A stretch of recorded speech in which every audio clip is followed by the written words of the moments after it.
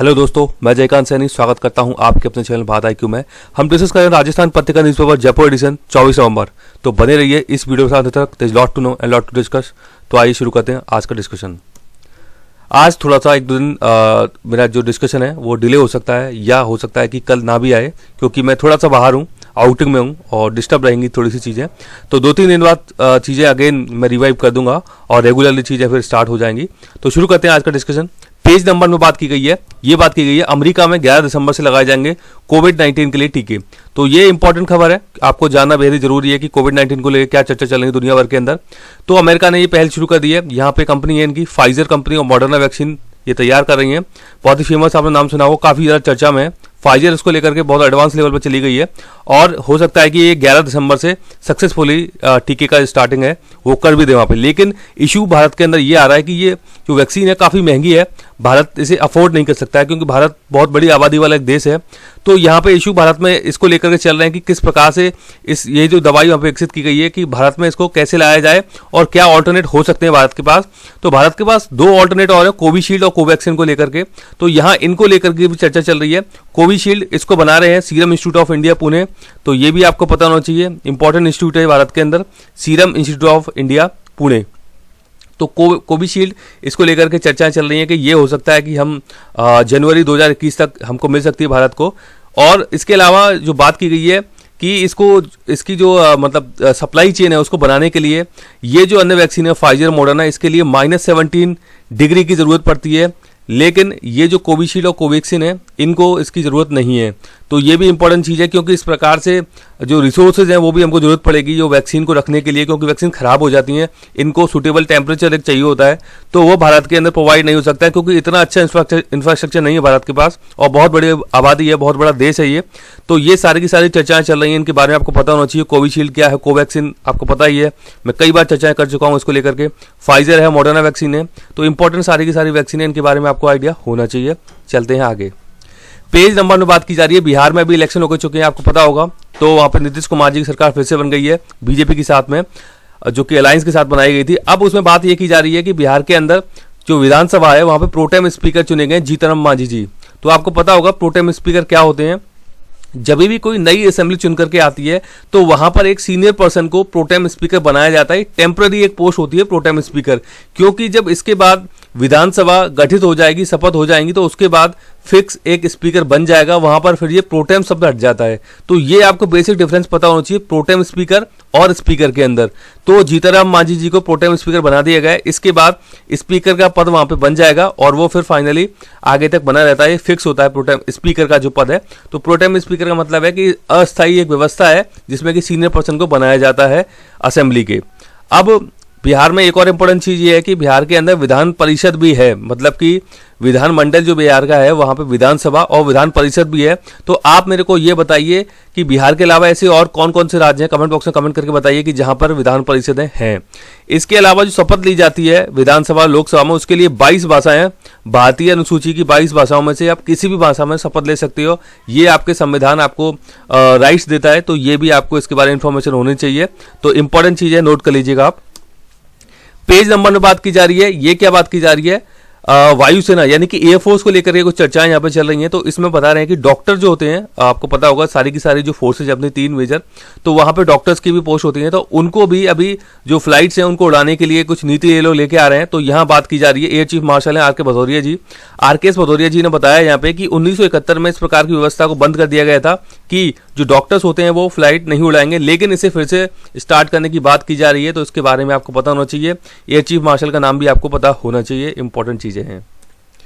Page number में बात की जा रही है, ये बात की जा रही है असम राज्य के संबंध में। असम राज्य के जो पूर्व CM है तरुण गोगोई जी, उनका अभी निधन हो गया है। तो इंपॉर्टेंट चीज है, आपको पता होना चाहिए, इसके बारे में पूछा सकता है एग्जाम के अंदर, क्योंकि इंपॉर्टेंट पर्सनैलिटी है भारत के ये तरुण गोगोई जी।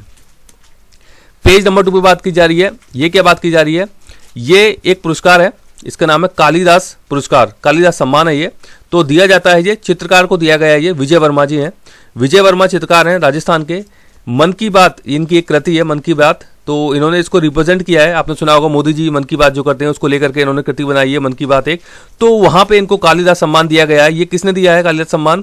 कालिदास संस्कृत अकादमी है उज्जैन के अंदर, उज्जैन है मध्य प्रदेश के अंदर, उसने ये पुरस्कार दिया है विजय वर्मा चित्रकार को मन की बात कृति के लिए। तो इंपॉर्टेंट है कालिदास सम्मान, इसके बारे में आपको पता होना चाहिए, पूछा जा सकता है। पेज नंबर 5 में बात की जा रही है कुचामणी ख्याल, बहुत ही फेमस है, लोक एक शैली है राजस्थान के अंदर। इसके प्रमुख कलाकार हैं लच्छी राम। अब आप मेरे कमेंट बॉक्स में ये बताइए किस एरिया से संबंधित है कुचामणी ख्याल। बहुत ही फेमस ख्याल है भारत के अंदर, राजस्थान के अंदर, और इंटरनेशनली फेमस भी है ये, तो इंपॉर्टेंट न्यूज़ है ये।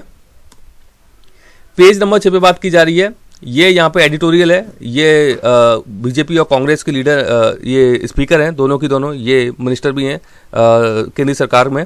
तो यहाँ बात चल रही है लव जिहाद को लेकर के, ये जो कानून लाने की बात चल रही है, बीजेपी गवर्नमेंट लेके आने वाली है, तो इसको लेकर के कुछ चर्चाएं चल रही हैं दोनों के बीच, मतभेद हैं दोनों के बीच। तो ये देख लेते हैं कुछ इंपॉर्टेंट चीज़ें।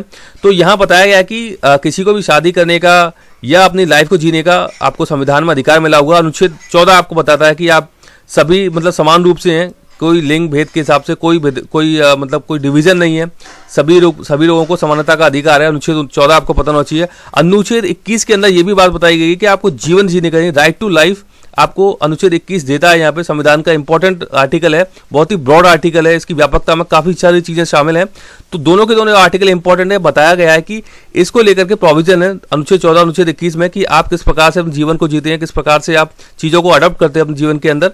तो ये यहाँ पे ऑलरेडी चर्चाएं इसके बारे में की गई है। तो आप इस प्रकार से कानून जो ला रहे हो, ये एक तरीके थोपने वाली बात हो जाती है जो भारतीय नागरिक है उनके ऊपर।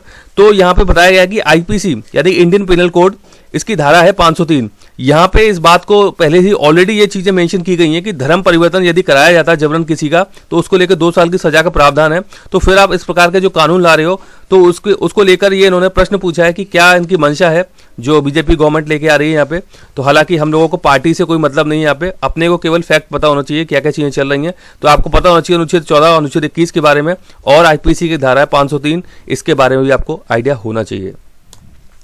पेज नंबर 8 में बात की जा रही है, ये बात की जा रही है, ये है T-72 यानी कि टाइगर की बात की जा रही है। T-72 इसका नाम है सुल्तान।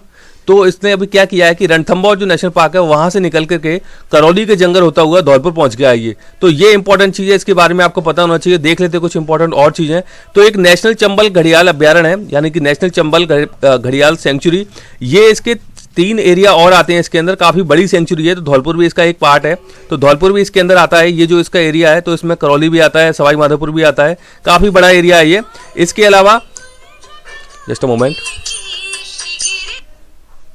यहां पर है धौलपुर के अंदर, इसके अलावा है वन विहार, केसरबाग एवं रामसागर। तो ये 3 अभ्यारण्य, 3 सेंचुरी और है धौलपुर के अंदर। तो धौलपुर के अंदर आपको पता होना चाहिए वन विहार, केसरबाग और रामसागर सेंचुरी जो है वो धौलपुर जिला के अंदर स्थित है। तो इसके बारे में आपको आइडिया होना चाहिए। और नेशनल चंबल घड़ियाल अभ्यारण्य है जो कि काफी बड़ा एरिया रखता है अपने पास, इसका पार्ट भी धौलपुर जिला है।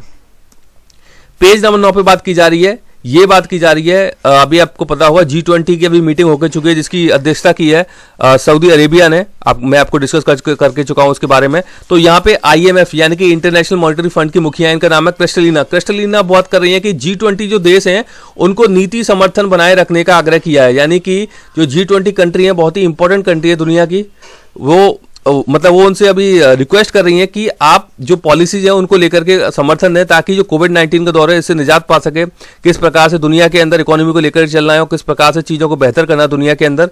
तो ये इंपॉर्टेंट पर्सनैलिटी हैं, कुछ बात कर रही हैं, तो आपको इनके बारे में पता होना चाहिए। स्पेशली इनका नाम तो आपको पता ही होना चाहिए। पेज नंबर 9 पे बात की जा रही है, ये स्पोर्ट्स संबंधी न्यूज़ है। यहां बात की गई है ATP वर्ल्ड टूर हुआ है, तो उसका फाइनल्स में अभी ये है मेदवेदेव, ये डेनिल मेदवेदेव का नाम है। तो ये रशिया के एक स्पोर्ट पर्सन है, यानी कि टेनिस से संबंधी ये जो फाइनल अभी हुआ है, तो उसके बारे में आपको पता होना चाहिए। ATP वर्ल्ड टूर फाइनल में डेनिल मेदवेदेव रशिया के जो है इन्होंने अपनी जीत दर्ज कर ली है। तो इंपॉर्टेंट पर्सनैलिटी है, इनके बारे में आपको आइडिया होना चाहिए। पेज नंबर 10 बात की जा रही है, ये बात की जा रही है कि अभी साइक्लोन आने वाला है तमिलनाडु के अंदर, इसका नाम है निवार।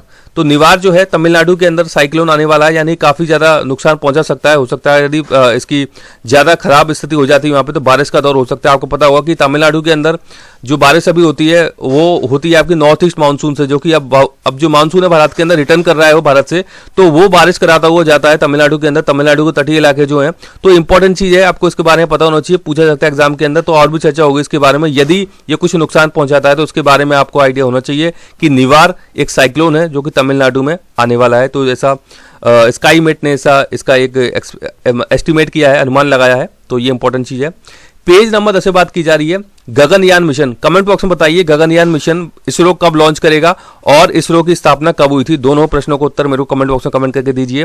तो अभी क्या हो रहा है कि व्योममित्रा एक रोबोट है जो कि इसरो अभी भेजेगा एक ट्रायल बेसिस पे। तो यहाँ पे कुछ डिले आ रहे हैं, कोविड-19 के कारण इसमें डिले हो गया है। ये इसका मिशन जो है इसरो जाना जाता है अपनी चीज़ों को समयबद्ध करने के लिए। तो इंपॉर्टेंट चीज़ ये है कि इस मिशन के बारे में आपको पता होना चाहिए। और व्योममित्रा क्या है, ये एक रोबोट है जो कि इसरो भेजेगा स्पेस के अंदर। तो 2021 तक भेजने की संभावना बता रहे हैं इस चीज़ को लेकर के।